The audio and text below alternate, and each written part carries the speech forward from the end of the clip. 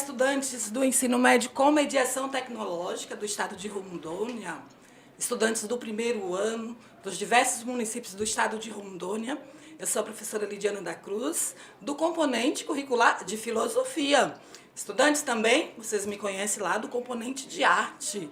E por isso que eu trouxe hoje para nós termos o prazer de estar aqui com um poeta local, aí fazendo esse alinhamento da arte com a filosofia, enfim, e com a cultura local. Vou apresentar aqui meus colegas que estarão aqui nesse podcast falando aí sobre um tema maravilhoso, que é diversidade cultural.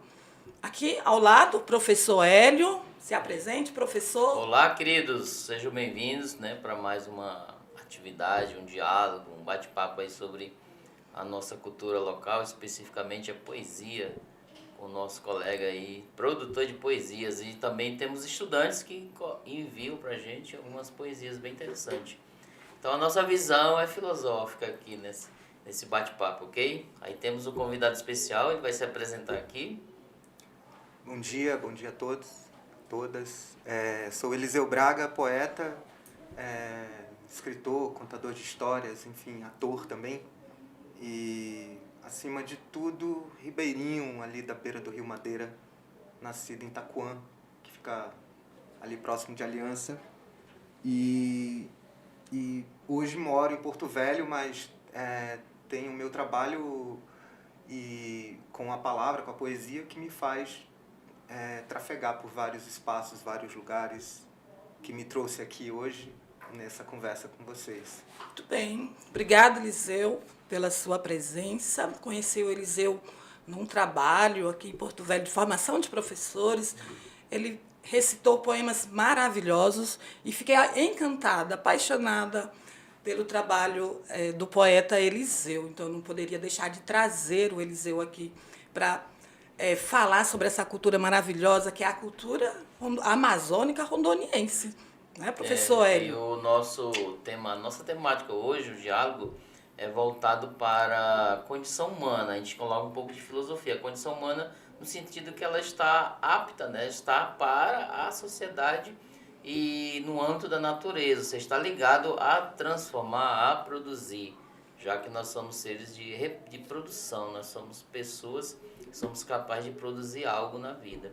Então a cultura em si, ela traz a identidade da sociedade, o professor, o poeta, falou sobre a questão de ribeirinha, a sua origem. Eu também sou nascido aqui em Porto Velho e meus pais do Nordeste, mas eu me sinto mesmo nortista e valorizo muito essas questões dentro do âmbito de Rondônia.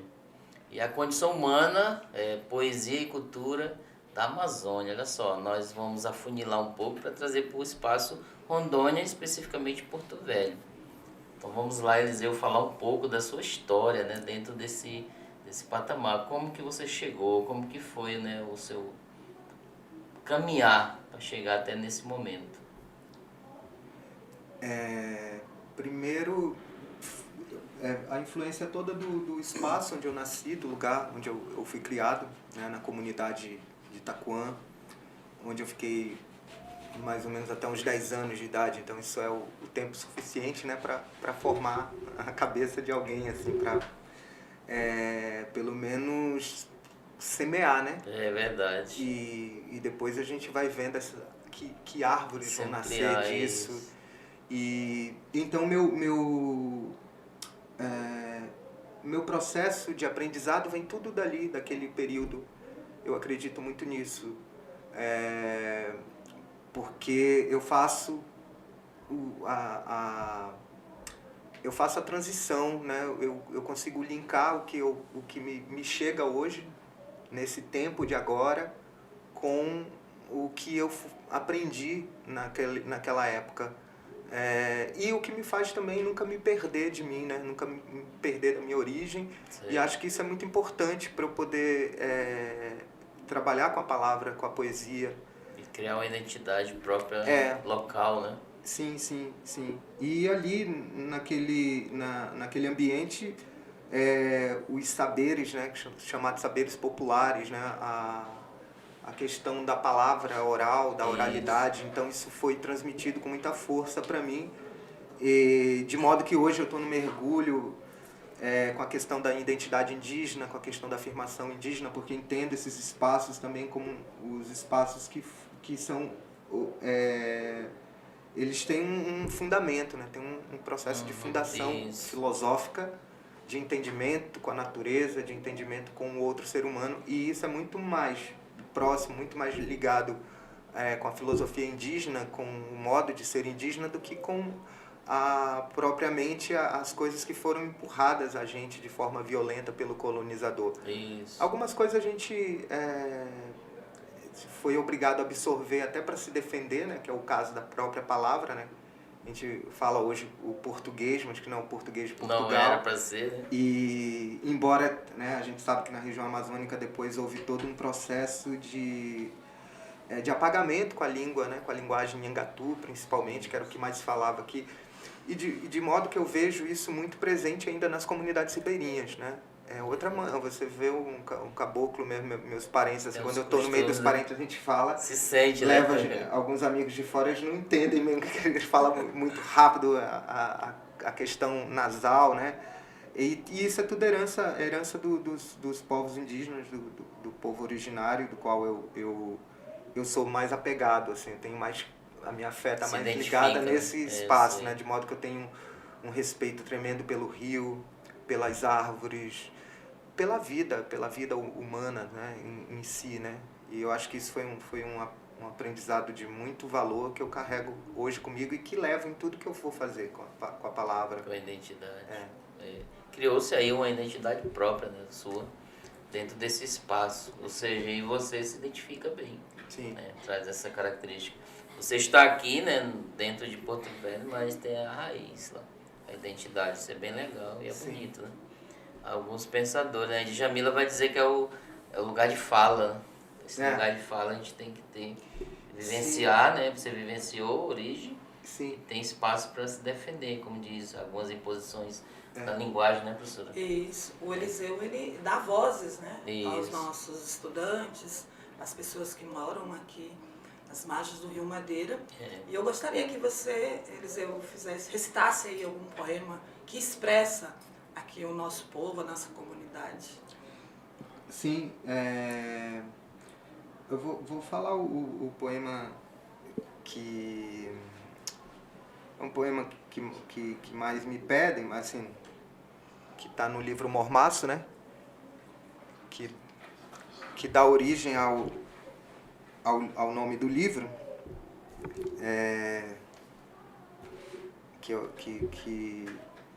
que foi um poema que eu fiz nessa como eu posso dizer, nessa busca. Eu queria realmente um poema que eu pudesse estender ele como uma bandeira sobre a cidade. Sim. E que as pessoas pudessem se identificar com aquilo, com isso, e que eu pudesse, enfim,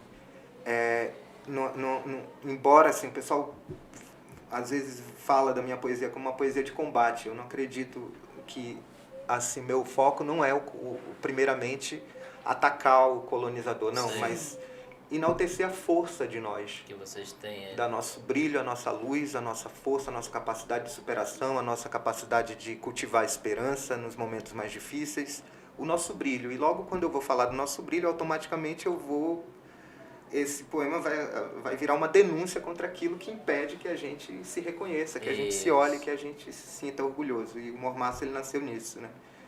E ele fala assim: mormaço na flor, mormaço na pele, mormaço nos olhos, mormaço na flor, mormaço na pele, mormaço nos olhos, no corre daquela senhora que anda para cima e para baixo com a sua filha encaixada no colo.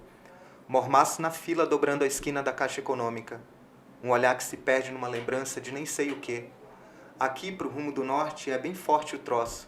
Dizem que somos terceiro mundo, mal educados, mal falados, esquentados, criadores de caso e sem memória. Dizem que a nossa cidade é de todos, só pra gente acreditar que ela é de ninguém. Mormaço no pneu da bike encostando no asfalto quente. Mormaço naquele tempo fora do ar do escritório para pegar uma marmita e um suco de graviola.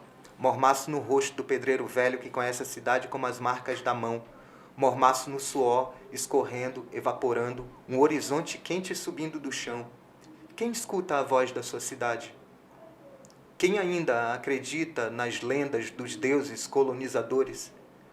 Quem se senta para escutar os contadores de história do desenvolvimento?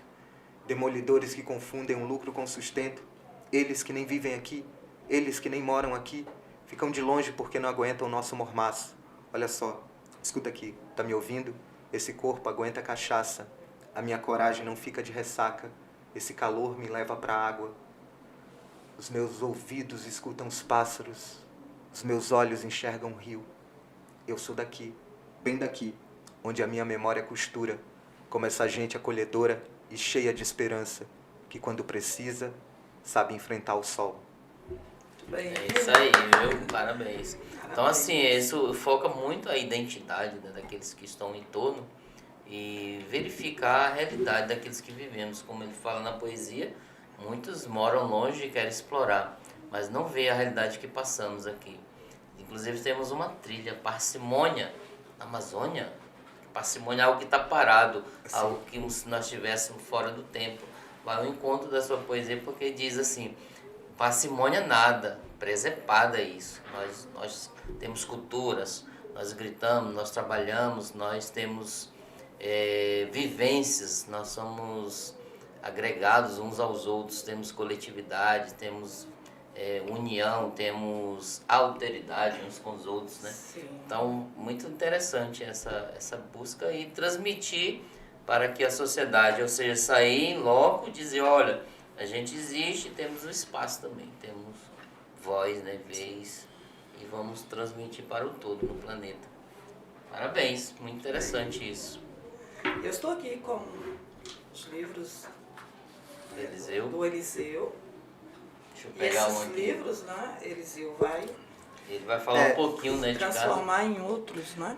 Eles são livros dentro de um formato que é um formato que me agrada muito quando eu descobri esse movimento chamado de literatura cartoneira, espalhado na América Latina inteira, uma coisa que nasceu na Argentina e foi tomando de conta, e principalmente nos espaços mais periféricos, de modo que hoje no Brasil e vários lugares, vários países da América Latina, existem as editoras cartoneiras, que é um projeto que trabalha em parceria com catadores, com a comunidade em si. No meu caso, eu procuro envolver amigos, eu procuro envolver parentes também das comunidades ali de Cujubim e aqui também de São Sebastião.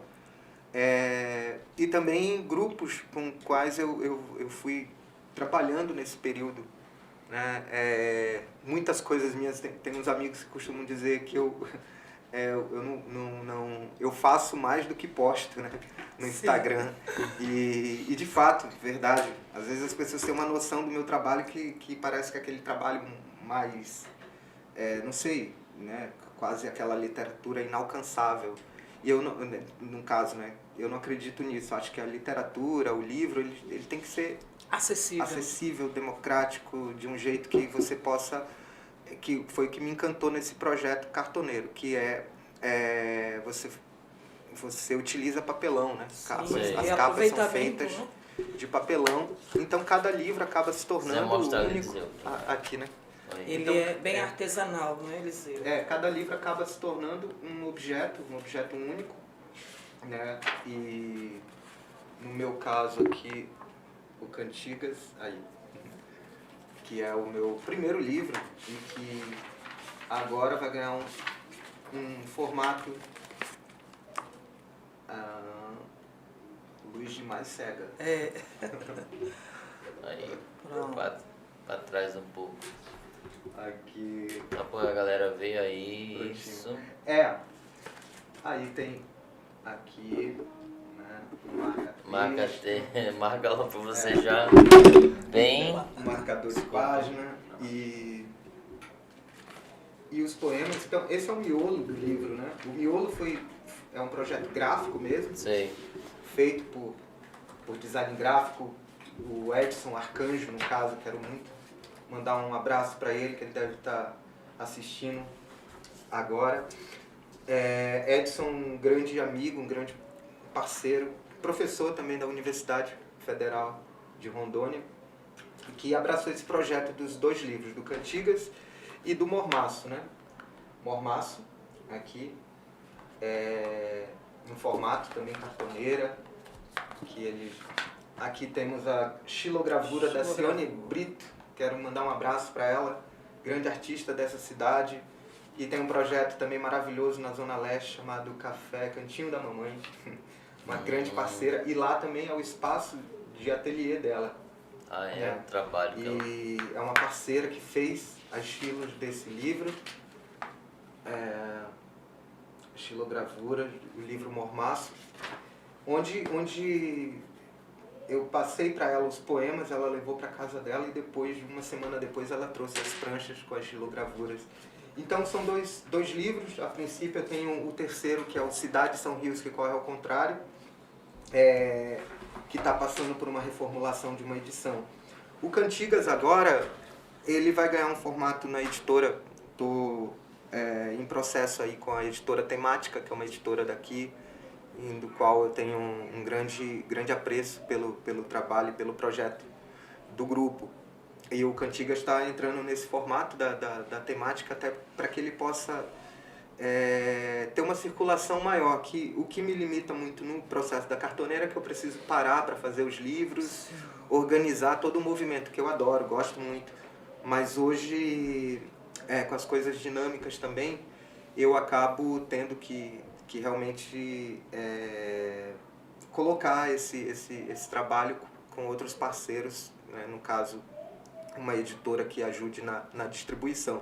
No formato cartoneiro eu consigo alcançar as comunidades, os espaços. Muitas vezes a gente não alcançaria se fosse da responsabilidade de uma editora em si, né? Então, nesse formato me dá uma liberdade maior, do qual eu vou manter o projeto do livro artesanal, mas eles vão ganhar também esse formato na editora. A expansão dele, né? Para que as pessoas possam... E tô com os livros infantis aí, né? Como diz a linguagem futebolística, na cara do gol, esperando o momento agora para definir algumas coisas. Assim, falando agora para quem pensa em publicar seu livro, né? Esse é um formato muito interessante, que eu aconselho, porque você vai vendo o alcance do seu trabalho. Nesse caso, para mim, serviu muito disso, né? Quando eu vi, mais ou menos, tem coisa de 3 anos, que eu não dou mais conta. Inclusive, estou devendo o livro para as pessoas. Algumas pessoas estão assistindo isso aí. Eu não recebi. Já vendeu? Vão receber. Vão receber, porque todo como eu falei, todo um processo que eu preciso parar e mobilizar um grupo para a gente fazer, né? E muitas vezes a gente se ocupa, né, de várias outras coisas. E como eu vi, meu trabalho é esse, né? As pessoas às vezes me perguntam, né? Mas você trabalha, depois mas você trabalha com o quê, né? Você é poeta, escritor, né? E às vezes as pessoas não acreditam muito, porque esse mundo, como é que você vai acreditar, né? Que alguém nesse sentido, né? Vive, escreve, né? Da escrita e não sei o quê. Mas eu faço isso, tenho um planejamento, claro, para eu poder manter o meu trabalho dentro da autossustentabilidade, né?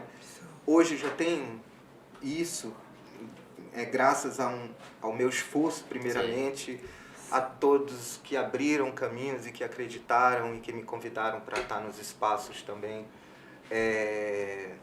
Então, hoje eu tenho a rédea, né, vamos dizer assim, desse meu processo com a escrita. Então, tenho projetos aí futuros que devem sair para o ano que vem também, um livro, um romance, estava aqui comentando mais cedo. Mas você quer publicar teu livro, né? Esse formato artesanal do livro objeto, ele é muito interessante e é muito importante para que você possa desmistificar a coisa do livro. Sim, sabe? está distante de nós, né? Aquela coisa do livro... Formato mais formal. Um livro chato, o livro é chato, aquela coisa... Tem né, muito isso, mas O livro é um objeto muito poderoso, né? Já dizia, citando o filósofo argentino Borges, né? Ele falava que o livro, de todas as ferramentas que o ser humano já inventou, o livro é a mais espantosa de todas. Verdade. Ele fala, de resto é tudo extensão do corpo, né? O óculos é uma extensão da vista, o machado é uma extensão do braço. O livro, ele é uma extensão da nossa memória, do nosso imaginário. É por isso que ele é poderoso. Isso. É por isso que se acontece um colapso aí, toca-se fogo nas bibliotecas, não sei o quê, a gente vai ter que refazer tudo isso. Porque é o pensamento humano, né? A Divina Comédia nunca vai deixar de existir. Isso. Porque o cara jogou uma ideia ali, né? A mesma coisa com, falando aqui, Divina Comédia e Mano Brown, Dante e Mano Brown, eles têm a mesma pegada, a mesma força de impacto com o seu trabalho. São trabalhos que martelam o tempo.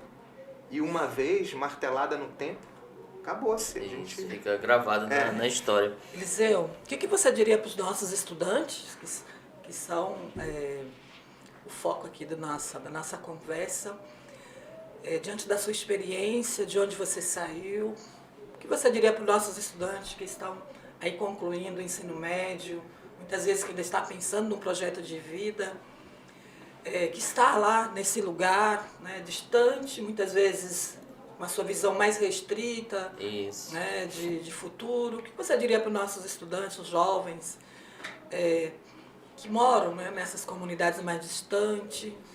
Que estímulo você diz para ele em relação ao conhecimento, à escrita, o poder da palavra, né? Você utiliza aí a palavra para expressar, né, o seu pensamento, suas experiências. O que você pode dizer para os nossos estudantes? Eu sabia que havia essa pergunta, né? Olha aí. Essa pergunta-chave. Então eu pensei bastante sobre isso em casa anteontem, esses dias. Porque, veja bem, né? Eu nasci em 85. E então, 85, 90, 93 mais ou menos, eu estava na comunidade ainda, né? E eu vivenciei na minha comunidade a primeira televisão que chegou lá. Uma televisão a bateria, levada pelo meu tio Vanderlei. E ele desocupou o galpão da casa dele, onde ele guardava farinha, e transformou num cinema. Botou a TV lá no canto, arrodeou de sacos com estopas ao lado para as pessoas sentarem. E a comunidade vinha inteira, com as lamparinas no final do dia, né? Não tinha luz elétrica, ele ligava ali a TV a bateria, né? E era uma TV a preto e branco. E eu fui, isso foi muito mágico, eu fui vivenciando a modificação. O imaginário aguçou. E das pessoas contando a novela para quando a outra pessoa não ia, né? Ficava aquilo. E eu mesmo, né? Quando eu assisti o Chaves pela primeira vez também, depois eu vim para a cidade passar um tempo na casa da minha tia e vi uma TV colorida, e aí voltei para a comunidade e comecei a falar sobre o que eu tinha assistido na televisão. Hoje tem muitas coisas já, né? Hoje está aqui a internet e tudo. E o que eu tenho a dizer é uma coisa que eu gostaria que tivessem me dito, né, antes de eu vir para Porto Velho. E que é assim, você tem você está num lugar muito, muito valioso. Você que mora numa comunidade ribeirinha, em São Carlos, em Calama, em Nazaré, no Cuniã, em Cujubim principalmente, que tem um lago de Cujubinzinho, que é um lugar que eu gosto, que eu vou praticamente todo final de semana. Você está num lugar muito, muito... Enriquecido. A gente poderia dizer privilegiado no mundo de hoje. Esse mundo de hoje, né, ele está buscando isso. Embora não apareça, embora o poder, as indústrias McDonald's da vida, esse pensamento McDonald's da gente, ele não demonstre isso. Mas o real é isso. É por isso que muitas dessas comunidades, elas estão em completo abandono. Porque eles querem que a gente desvalorize o nosso lugar, desvalorize a nossa cultura, para que eles possam se apropriar da gente. E a gente não pode deixar. O que a gente tem de mais valioso, de mais poderoso são os nossos saberes. Então, enquanto você estiver nessa sua comunidade, aproveite para aprender com os mais velhos. Você vai aprender alguma coisa aqui assistindo a gente, mas você vai aprender muito mais conversando com as pessoas mais antigas da tua comunidade, valorizando o que você tem. Aproveita para escrever, aproveita para registrar tudo, porque senão depois vão vir pessoas e colocar a voz delas em cima da sua voz. E não permita isso. Já fazem isso, né? Eu sofri um processo de violência muito grande quando estive em Porto Velho, que até hoje deixam marcas em mim, que fazem com que eu reaja de forma ruim com algumas pessoas, que fazem com que, enfim, meu processo de formação humana seja mais demorado e mais doloroso por conta desses impactos que eu sofri quando vim para Porto Velho e fui praticamente quase obrigado a um suicídio, assim, sabe? Eu praticamente quase suicidei minha alma. Sei. Porque eu tinha que negar o lugar de onde eu era para eu poder ser alguém, para poder ser gente. Ser aceito. Era assim que chamavam a gente quando vinha do Baixo Madeira para cá. Porto Velho, gente nascida em Porto Velho mesmo e que achava que era melhor, né? Que, enfim, esse pensamento colonizador muito brutalizado naquela época. Hoje ainda existe bastante, mas hoje existem uns movimentos de resistência cultural nessa cidade que é maravilhoso. O movimento beiradeiro, o movimento beiradeiro que se expande em todos os âmbitos das artes, né? De artistas que assumem a identidade, os movimentos de afirmação indígena também na cidade. Então tudo isso é muito enriquecedor, muito poderoso, necessário. E você que está aí achando que você não tem nada, que você... Não deixa esse pensamento adentrar na tua cabeça, embora muitas vezes na tua comunidade ela esteja desassistida pelo poder público, mas você é a força do teu lugar. Você pode modificar essa realidade. Você pode lutar por ela.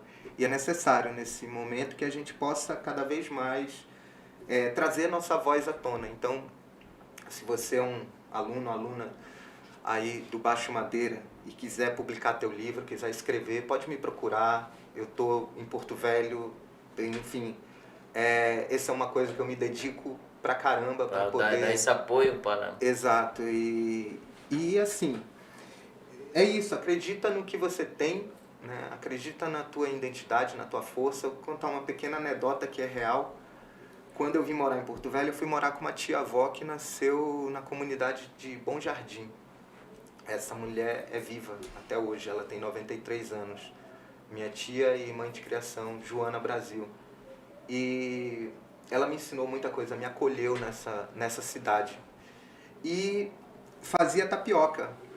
Ela fazia tapioca para eu poder levar para a escola para lanchar, né? E quando eu cheguei na escola com aquela tapioca, os alunos tudo com suas lancheiras de Robocop e Tartaruga Ninja e Barbie. E eu olhava aquele negócio, eu não sabia o que era uma lancheira, não sabia. Tudo esse novidade. Copo de suco, aquele negócio, e eu ali com a tapioca Sei. enrolada num coisa, e eu fui, certo, sentei, desenrolei a tapioca, fui comer. E os alunos se reuniram em volta assim, e falaram, olha, ele está comendo comida de índio. E ficou esse processo durante a semana inteira, e eu tinha vergonha de mim, de modo que eu comecei a jogar a tapioca fora. Sério? Isso é muito dolorido pra mim, assim, quando eu lembro disso, né? Porque minha tia, fazia com as mãos dela aquilo. E eu jogava aquilo fora, aquilo ia me remoendo toda vez. Sei. E eu não sabia por quê. Então, e isso foi muito prejudicial, porque eu passei a inventar histórias que nunca tinham acontecido comigo, para eu poder escapar desse estigma. Então dizia que tinha nascido em outro lugar. O chique lá na escola era você dizer que tinha nascido fora de Porto Velho. Tinha nascido no Sudeste. Então se você nascia no Sudeste, você já tinha... Todo mundo então eu sentia esse vazio, essa coisa, eu não sabia o que era. Uma vez eu saí de casa cedo para minha tia não ter que entregar a tapioca para mim, mas ela entregou para minha irmã me levar lá na sala. Minha irmã bateu na porta. Ah, a tia Joana mandou entregar a tapioca para você. Todo mundo na sala de aula, aquela coisa. A professora, aí por isso a importância de um bom educador, né? Isso. E a professora, naquele momento, viu aquilo assim, aí falou, o que vocês estão rindo? Aí, o que é isso? Aí ela falou, meu, tapioca, você trouxe tapioca eu vou querer um pedaço depois. Ela falou, você As crianças divide não comigo? conheciam. Todo mundo ficou olhando. Não, todo mundo conhecia. No dia seguinte, era todo mundo começou a trazer tapioca para a escola. Pois é. É isso. É que tinha a coisa assim, né, essas crianças também não tinham culpa de serem tiranas comigo. É porque o mundo, a televisão, a situação, né? tudo estava empurrando aquilo para elas, né? Então elas olhavam para mim e eu era um ser que tinha que ser combatido, porque representava ali naquele momento, e que muitas vezes ainda hoje, né, o ribeirinho representa esse atraso, esse negócio. O pessoal tem um preconceito, por isso que a cidade é de costa para o rio. Porto Velho é de costa para o rio, né? Enfim, os órgãos de competência, não tem um barco que possa facilitar as coisas. Tem muitas coisas que mostram, né, que, enfim, as comunidades estão nesse processo de resistência ainda. Isso. Por isso que é importante cada coisa que chegue até vocês e que nós, né, possamos aproveitar essas oportunidades e esses caminhos, né, e nos reconhecer, né.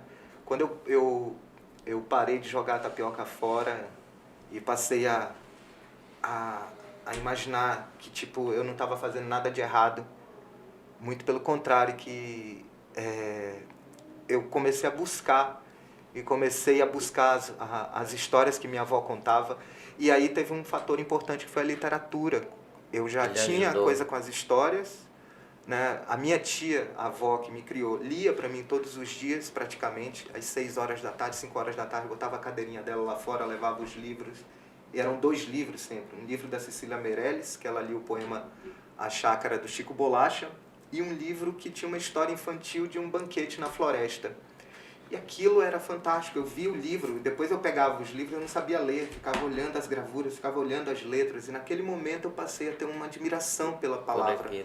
Para querer, eu falei, será que um dia eu consigo formar uma palavra? Então eu juntava letras, levava para minha irmã com aquilo escrito, de tudo que é jeito, ela tentava assim entender, não entendia, e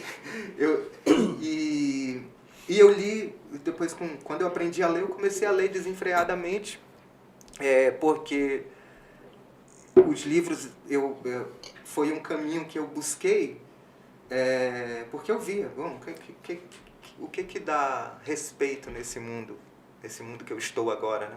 Estava no mundo lá das histórias na comunidade, da oralidade e dos saberes transmitidos assim de geração para geração. De repente eu caio numa cidade urbana, aquela coisa toda, escola, e você vê o que dá respeito e valor para a cidade. Eu percebi que o livro era uma coisa que as pessoas respeitavam. Tem influência. Fulano lê, tal, é inteligente. Então eu comecei a ler. E realmente, pegando o hábito pelas histórias, eu comecei a ler. Então eu li Vidas Secas. Foi o livro que me deu primeiro um grande impacto na vida, e que eu percebi que eu podia, que eu vivia num universo parecido, assim, que, claro, Vidas Secas trata, né, de uma família de imigrantes, mas a maneira como o Graciliano conta a história me lembrava muito minha avó, minha tia-avó, meus parentes antigos. E foi quando eu passei a ter esse respeito pela minha memória de infância e ao mesmo tempo fazer esses links com as obras literárias, como Um Grande Sertão Veredas, o 15 de Raquel de Queiroz, principalmente essas obras, né, criadas nas histórias das margens, né, e do qual eu passei a me reconhecer bastante e sonhar em ser um escritor, em ser um poeta. Se realizando a cada dia, né? Inclusive, Eliseu e Diana, nós da mediação tecnológica do Estágio Rondônia, nós, por termos esse público das comunidades ribeirinhas, quilombolas, indígenas do campo, nós trabalhamos os itinerários dentro do ensino médio. Esses itinerários são trabalhos que é a escolha do estudante, ao qual nós fazemos um trabalho direcionado pelo aquilo que ele se identifica. Temos uma eletiva do primeiro ano, certo? Vocês estão lembrados aí, Vivências da Amazônia. Ou seja, desmistificar aquilo que eles falam mal do Amazônia, daqueles que vivem aqui nessa região, ou seja, em Rondônia, Amazonas, como um todo. E eles divulgam a cultura deles lá, muito interessante. Poesias também eles mandam no grupo, né, a gente verifica. Desde o âmbito da alimentação até dos contos, dessa oralidade que você fala, que os pais, inclusive em filosofia, nós pedimos a questão da mitologia. Eles conversam, a gente pede um trabalho para que eles conversem com os pais, né, os antigos da comunidade, para que eles contem e descrevam, existe um fato, né, uma lenda, né, uma poesia até nesse sentido, para que possamos divulgar. Ou seja, as pessoas que estão na Amazônia, elas não são paradas. Então, há ainda um preconceito, sabia? Aquilo que você falou, existe até hoje. Porém, temos esses grupos, né, que se destacam. E, inclusive, na escola nós estamos fazendo isso. Inclusive, o professor Hélio, né, o professor Lidiano agora comigo, a gente promove esse lado que as pessoas divulgar as suas culturas para que gere, né, quem sabe, a ideia em si, um trabalho que saia dessas comunidades, escolas, Sim. onde eles chamam de difícil acesso, né? As pessoas, os professores não têm dificuldade de alguma forma ter professores presenciais lá. Então, daqui de Porto Velho, olha só, Sim. eu me sinto rondoniense nesse sentido. E muito interessante essa questão. Já tentei adentrar no âmbito da poesia com a filosofia. Muito interessante, mas é questão de dom. Você vai falar, ó, como é que surgiu essa ideia assim, de você pegar as palavras, porque o poeta ele pega, né, essa rima, que se chama-se rima, no sentido de trazer essa harmonia de palavras. Sim. Tem alguma essência ou você já carrega consigo desde novo? Conforme eu falei, né, lá em Itaquã, no final da tarde, no final do dia, o pessoal mais velho se reunia na frente das casas, Sei. né?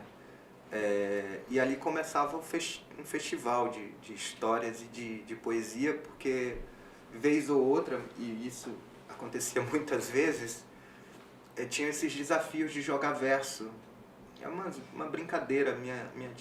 Eu tenho uma tia, minha tia-avó, a tia Ana, e ela já aqui na cidade, ela trazia esse costume também, Sei. e ficava brincando, jogava uns versos. E eu via muito isso, eu achava isso interessantíssimo do jogar verso. Era um tipo de conversa que me interessava, porque era rimado, era cantado, e eu não conseguia na época diferenciar, entender, esse momento essa pessoa tá fazendo poesia, não tinha esse entendimento sei. dessa palavra.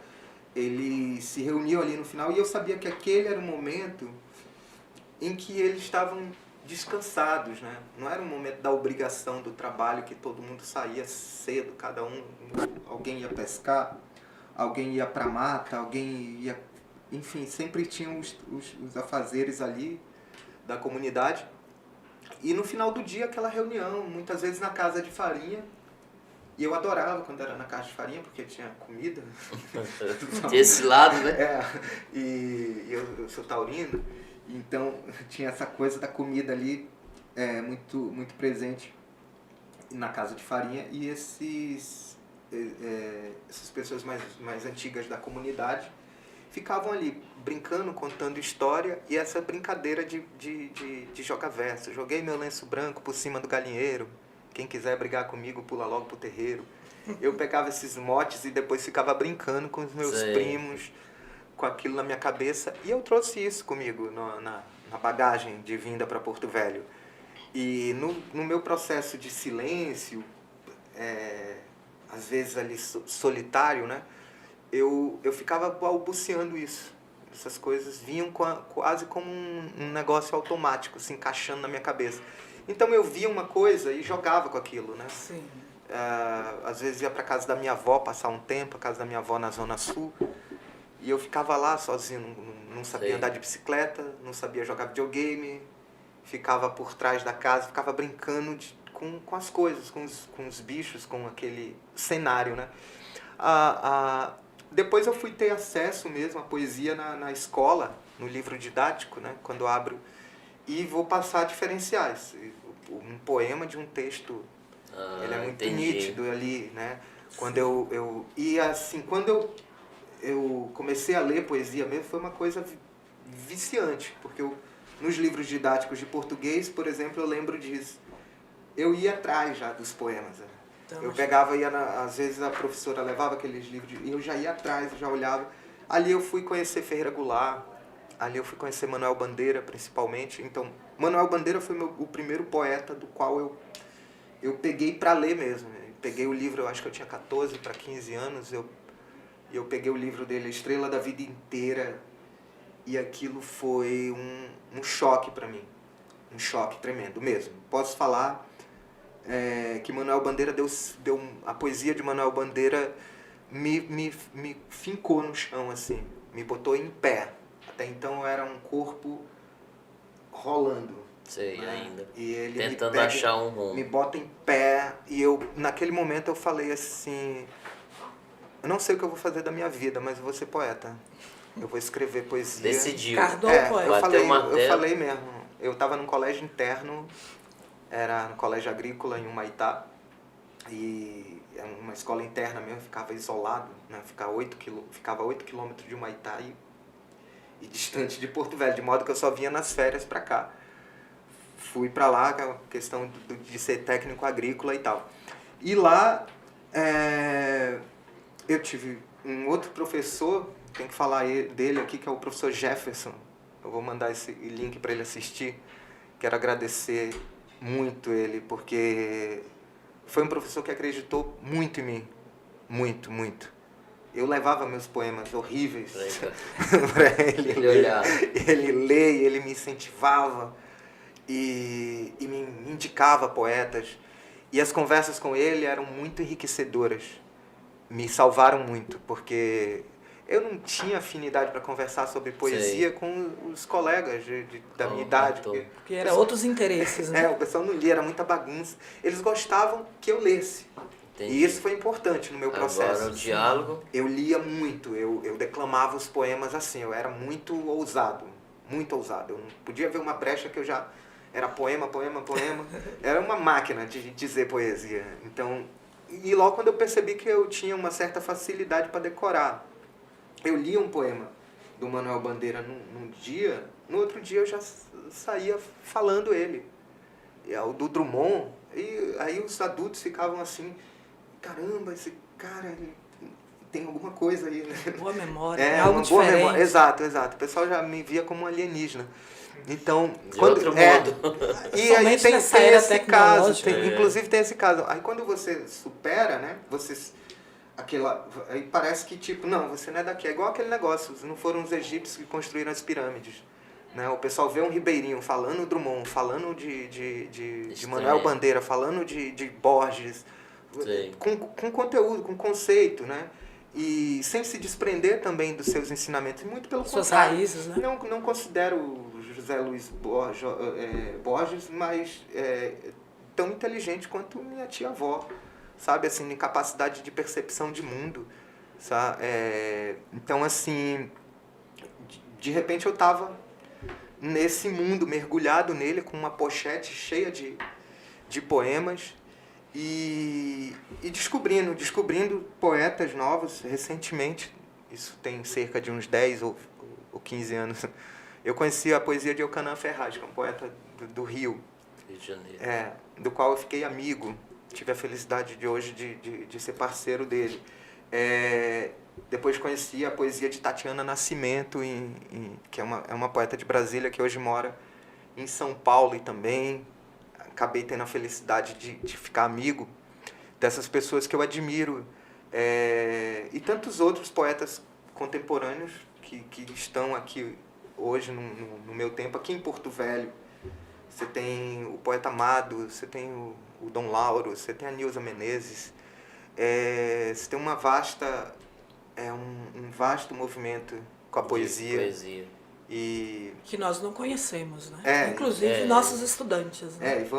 é isso. Trabalhar em cima disso. Para Precisamos que... divulgar mais a nossa cultura Sim. local. Eu percebo isso, Eliseu, que o nosso currículo, ele abarca, não é, os conteúdos mais distantes, né? Traz o conhecimento europeu, conhecimento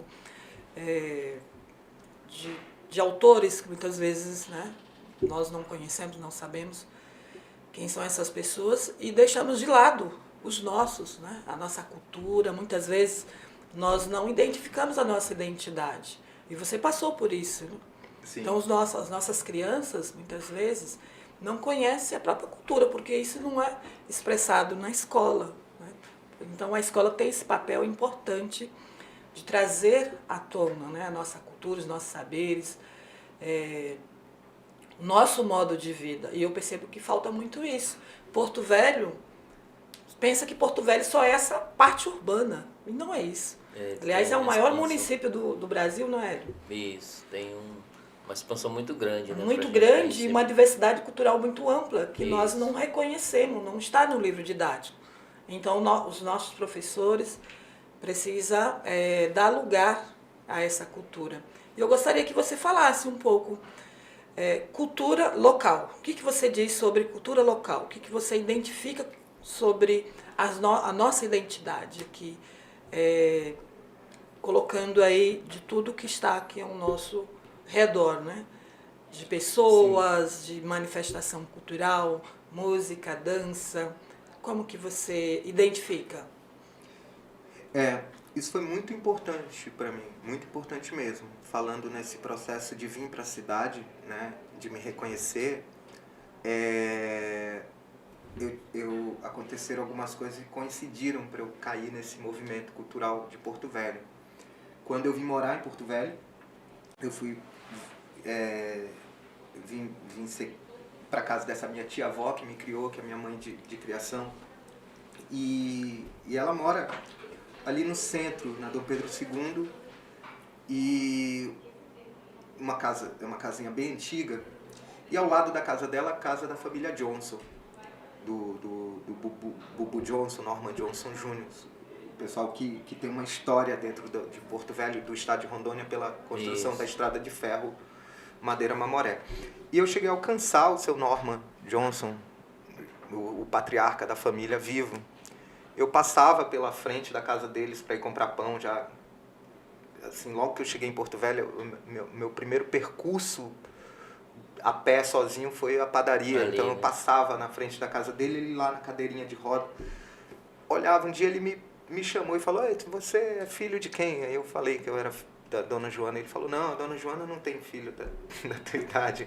E aí eu fui contando para ele e ele me acolheu, ele me pediu para entrar e tomar café com eles. Eu fui conhecendo a família Johnson e acabei sendo acolhido naquele lugar, naquela casa. Ia quase todo final de semana para lá almoçar, tomar café. A tia Joana adorava, que ela falava: eu gosto muito dos Johnson, que bom que você está se dando com eles e tudo. E ali eu conheci o Bubu Johnson e o Norman Johnson Jr., que o Bubu canta, um grande intérprete de samba, e o Júnior Johnson toca violão de 7 cordas. E eles tinham um projeto chamado Projeto 5 e Meia, que fazia na Casa de Cultura Ivan Marrocos. E eu acompanhava eles, assim, né? Quando tinha o 5 e Meia, eu ia lá assistir. Eu era tinha 16, 15 anos, e a Joana deixava eu ir, porque era eles, e voltava. Eu sei. Às vezes próximo, voltava, né? Perto de meia-noite eu voltava com o Júnior e assisti. E lá eu tive acesso aos artistas da cidade. Eu conheci o poeta Ernesto Melo, conheci Carlinhos Maracanã, fui conhecendo esse pessoal chamado da Velha Guarda e conhecendo essa história que eles iam fazendo. E o Bubu foi um grande mestre, é um grande mestre para mim. As palavras dele, algumas coisas que ele me disse, eu carrego comigo até hoje. E ele foi fundamental para que eu adentrasse no movimento cultural da cidade, adentrasse no movimento artístico, mergulhasse a partir da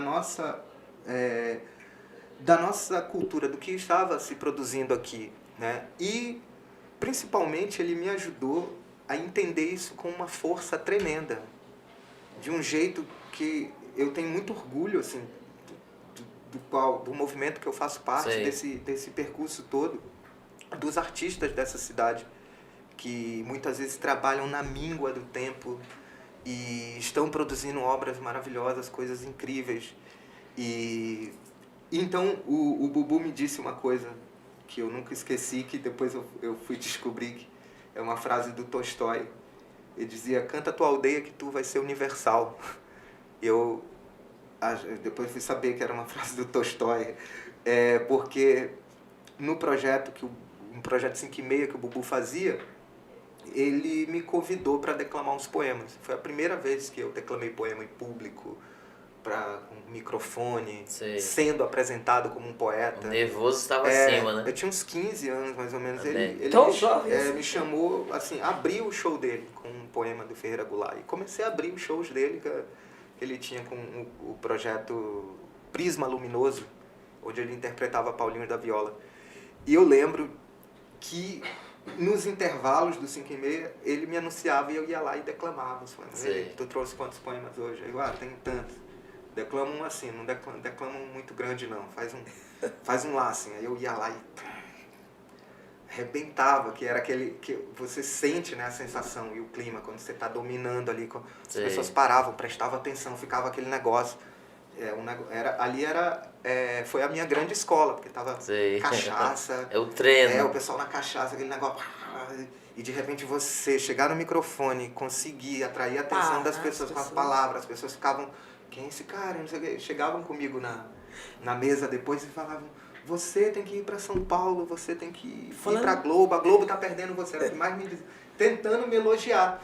E ao mesmo tempo desprezando a gente. Esse tipo de elogio que elogia te xingando. Não, você tem que ir pra Globo e não sei o quê. Aí o Bubu olhava assim pra mim. E depois que a pessoa saía de perto, eu lembro muito bem disso. O Bubu me segurou um dia que eu tava empolgadíssimo, né, com aquilo, todo mundo me elogiando. Aí o Bubu virou pra mim e falou assim: tu não tem que ir pra fora daqui não. Não inventa esse negócio não cai nessa conversa não. Tu tem que ser artista aqui. Se tu conseguir ser artista aqui, tu vai conseguir ser em qualquer lugar do mundo. Inclusive, eu quero aproveitar. Eu acredito nisso, realmente. Eu busquei isso. Tanto é que o meu primeiro livro, esses conselhos do Bubu me ajudaram muito nesse processo de... não quero saber do Sudeste. Eu desde cedo, eu coloquei isso na minha cabeça. Eu ficava olhando o pessoal saindo daqui para tentar a vida. Eu falei, não conseguia ter isso. E de modo que eu fui muito radical mesmo, assim, a ponto de nem consumir mais artistas do que vinham. Eu só era Norte, Nordeste, Peru, Bolívia. Eu comecei a entender que o meu percurso era por aqui e fui lançar o meu livro, primeiramente, o Cantigas, eu lancei aqui, depois eu lancei no Acre e depois eu lancei no Peru, em Tarapoto, e Lhamas e em Lima. Passei 1 mês e meio no Peru circulando com esse livro, que foi o meu batismo de fogo. E quando eu estava no Peru, em Lima, no colóquio de literaturas amazônicas, veio aqui em Porto Velho, pelo Itaú Cultural, o Marcelino Freire, que é um poeta que organiza a balada literária em São Paulo. E aí ele fez uma oficina com poetas e escritores daqui e perguntou sobre a cena literária. E aí falaram, tem o Eliseu, lançou um livro, ele não está nem na cidade, ele está para o Acre e tudo. Aí ele foi atrás do meu trabalho. O Marcelino achou que eu era um poeta antigo, já senhor. Ele falou, esse cara eu tenho que levar. E aí me mandou mensagem, me convidou para a balada literária e eu estava no Peru.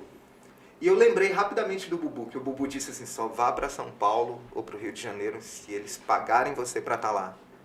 Não bota nada de mochila nas costas e vai. Só sai daqui se o pessoal te chamar mesmo e pagar para você estar lá. Te valorizar, né? E hoje o meu processo, quando eu vou para fora, a partir de 2015, 2016, começaram muito minha circulação. Então eu comecei a circular, mas dentro dessa perspectiva de valorizar meu trabalho, de valorizar o lugar de onde eu vim. Então, através do Bubu, eu fui tendo acesso aos artistas da cidade, ao poeta Amado. O Bubu depois me apresentou ao Amado, chamou assim, falou, olha, bota ele no teatro. Aí o Mado me chamou para fazer teatro. Eu entrei no teatro também, que é uma outra porta que eu adoro. Eu tenho um grupo de teatro que eu faço parte, que é a Beradeira Companhia de Teatro. E a minha formação foi aqui. Tanto é que quando eu vou para fora, eu me apresento, o pessoal fica assim, perdido nas referências. Sei, onde porque, que é. Porque uma coisa eu sei, eu tenho as referências de lá. Eu falo muito isso pro pessoal daqui. A gente tem uma certa vantagem. É verdade. A gente sabe de tudo que Sei. rola lá. Agora eles Não sabem sobre nós, não né? sabem sobre nós. Não tem. E até hoje ainda há isso, né? Fala-se muito de mudar o eixo, descentralizar o Brasil, mas na prática as coisas ainda não estão acontecendo, né? Tá muito no discurso. Por isso que eu acho que a gente tem que ser a prática da coisa, né? Eliseu, eu quero aproveitar os últimos Sim. minutos que nós temos Passou já. para você recitar mais uns poemas. Eu tô aqui verdade. querendo Conversa ouvir, boa, deixar você escolher um voltar depois com um poema. livro. Isso, depois a gente volta. Você poderia falar mais um? Claro. Mais quantos? Nós temos mais 4 minutos. Tá. Isso. Eu vou falar do Mormaço. Vou falar um do Cantigas, um do Mormaço e um do Novo, do Cidade, pode, tá? sim. Ótimo. O do Cantigas. E os nossos estudantes Aproveita, ó, vai não, ter, não. tem uma pergunta, uma atividade, né? Tem lá Do na Eliseu. aula 6.2, ó. E não fique fora dessa não, vocês aí, eles estão em Porto Velho, mas é da comunidade ribeirinha, vocês também têm espaço para isso, né? Podem se destacar, e aqueles que têm um dom, esses que mandaram poesias pra gente, vão a fundo, né? Continua escrevendo, Isso. continua Muito registrando interessante. aí suas vivências, né? Sua cultura, seus saberes. Quando quiser o contato dele para um pouco de estilo, um pouco de ensinamento, a gente passa para ele. Vamos lá. Me adicionar no Instagram também. Eu tô na Isso. rede Eliseu com Z Braga. Vamos lá, o primeiro poema do livro Cantigas, da versão nova. De segunda até quinta eu trabalho na cidade. Sexta, sábado e domingo volto para a comunidade. Levo a vida beradeira com muita dignidade. Vou pegar minha rabeta e matar minha saudade. De São Carlos para Calama, Papagaio, Nazaré, num outro fim de semana eu fui lá no Caribé. Essa gente beradeira, você sabe como é. Traz o rio e traz a mata na força de sua fé. A canoa é meu carro e o rio é minha estrada. E assim eu vou vivendo de maneira improvisada. Céu aberto, céu fechado, nessa cidade amarga. Mas ela fica docinha na boca da madrugada. É isso aí, parabéns. Isso é do Cantigas. Vou falar um do Mormaço. Vamos lá. Palavra cura, palavra adoece, palavra obedece, palavra esquece, palavra se entalha, palavra se entorta, palavra abre porta, palavra cutuca, palavra machuca, palavra escreve, palavra borda, palavra sai da boca para fora. Palavra cura, palavra adoece, palavra obedece, palavra se esquece, palavra se entalha, palavra se entorta, palavra abre porta, palavra cutuca, palavra machuca, palavra escreve, palavra borda, palavra sai da boca para fora. Palavra sai da boca para fora. E ela pode bem ser o voo de uma beija-flor, a carícia de uma pluma, o impacto de uma bala, o ritmo de uma mão batendo o tambor. A palavra perfura a carne da alma e pode dissolver tudo o que desenhou. É isso Muito aí. bem. Aí tem mais um. O último, do Novo, Cidade São Rios que corre ao contrário, né? Diz assim: apesar de tudo, por cima de todos, o peso do mundo nas marcas do rosto, poesia ainda, mesmo contra gosto, em conta-gotas, mesmo sem rima, diante da sina, dura esperança em alguma esquina, palavra bruta, matéria-prima, canção que eleva a autoestima, poesia ainda, mesmo sangrando a ferida. Por conta disso, mas nem por isso, que não seja motivo de não ter saída, por uma janela que escape um sopro de vida, ainda, mesmo que não seja lida. Campo de flores, toque de Midas, flecha no peito do genocida, fogo na praça, uma voz antiga que sopre nas dobras do tempo outra despedida. Poesia ainda. É isso aí, pessoal. Parabéns. Então é com muita alegria que estamos aqui para agradecer a participação, né, do Eliseu com a gente, trazer essa experiência dele para nós. Muito interessante. Um grande abraço e a Lidiana vai fazer os momentos finais aí pra gente. Bem, quero agradecer a presença do poeta Eliseu. expressar aqui, né, seus sentimentos, suas ideias, suas experiências de vida, que é estímulo para os nossos estudantes. Né? Uma pessoa demonstra aí ter, né, conhecimento aprofundado da sua localidade, da sua história. Então isso é muito significativo para nós que somos aqui de Porto Velho, aqui da Amazônia rondoniense, de ter aqui um poeta com tanta qualidade aqui na sua escrita, nos seus conhecimentos. Obrigado, Eliseu. Eu que agradeço imensamente poder contribuir e estar aqui fortalecendo também essa corrente, essa rede. Acredito, como eu falo no poema, cidades são rios que correm ao contrário, entre seres fantásticos e imaginários. Acho que nós estamos dentro dos seres fantásticos, né, que buscam modificar o fluxo desse movimento da cidade, fazer com que ele possa seguir o fluxo do rio, né, para que a gente possa fluir com harmonia, né, entre nós e com o rio, enfim, com toda essa força que nos cerca. Né?